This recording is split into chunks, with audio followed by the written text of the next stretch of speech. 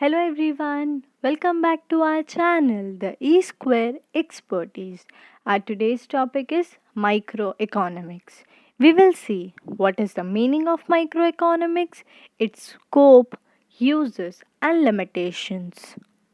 Let us first begin with the introduction. So, economics is generally divided into two types, that is microeconomics and macroeconomics. Here specifically we are studying about microeconomics, and that is why we see that this term microeconomics is derived from a Greek word mikros, which basically means small. Okay so micro economics एक ऐसा term है जो Greek word मिक्रोस से लिया गया है और उसका मीनिंग होता है स्मॉल. इसीलिए in microeconomics we basically study economic behaviour of individual decision maker. हम किसी भी सिंगल यूनिट को ही माइक्रो इकोनॉमिक्स में स्टडी करते हैं, जैसे कि एक single consumer, small group of individual, small firm, etc.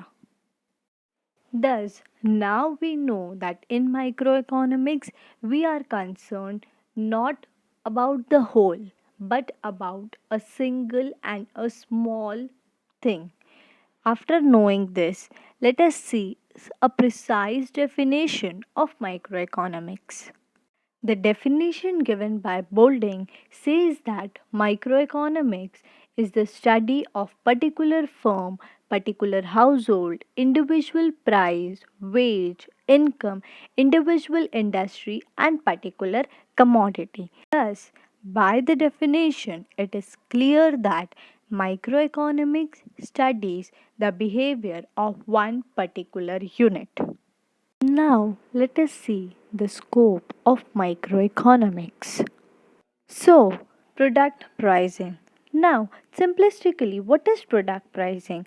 For any commodity that you are going to buy from the market has a price. Okay. Now, how that price is determined? We see two elements. What do we see? How much is the demand and what is the amount that is being supplied. With that, we basically determine the product pricing. Thus, in product pricing, it is nothing but market price determination at a point where demand for and supply of the good is equal. तो product pricing में हम ये समझते हैं कि कितना demand है और कितनी सप्लाई दी जा रही है, उसके बेसिस पे हम जो है मार्केट डिमांड और मार्केट सप्लाई जहाँ पे इंटरसेक्ट होगा वहाँ पे हमारे प्रोडक्ट का प्राइसिंग हो जाता है. अब तक हमने ये देखा कि एक प्रोडक्ट को हम प्राइस कैसे देते हैं, लेकिन जब हम उस प्रोडक्ट को प्रोड्यूस करते हैं तब हमें कुछ फैक्टर्स की ज़रूरत होती है. तब आता है हमारा फैक्टर प्राइसिंग का role. So the factor pricing theory that we are studying here, it basically analyzes the demand for and the supply of factors of production. हमारी क्या चार factors of production है? Land, labor, capital and entrepreneur skills. Factor pricing theory tells us that how the prices of these factors. Now what are the prices for these factors?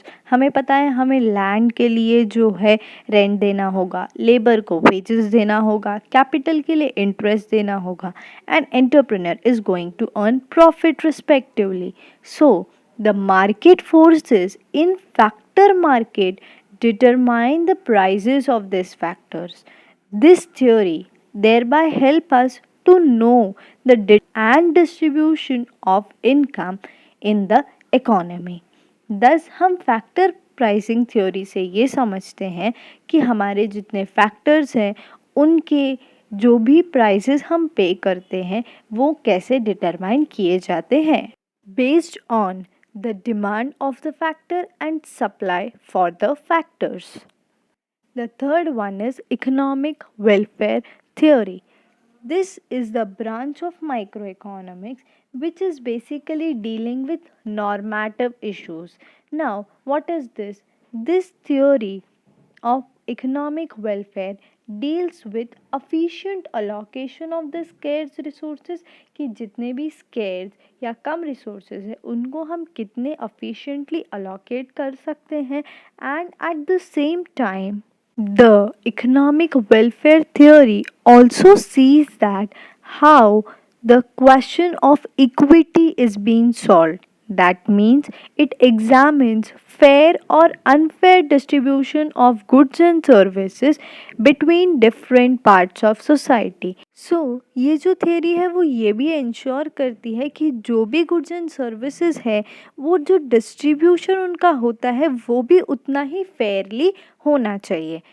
So, the purpose of this theory is not to describe how the economy works. ये वो नहीं बताते कि economy कैसे चलती है, but ये ज़रूर ये चीज़ को assess करती है या इस चीज़ पे नज़र रखती है that how well the economy is working, and that is the reason ये दो aspects पे बहुत ज़्यादा नज़र रखती है. Firstly जो हमने देखा कि allocation अच्छी तरीके से होना चाहिए, and secondly the question of equity कि सबको जो भी रिसोर्सेज है वो इक्वली डिस्ट्रीब्यूट भी होने चाहिए.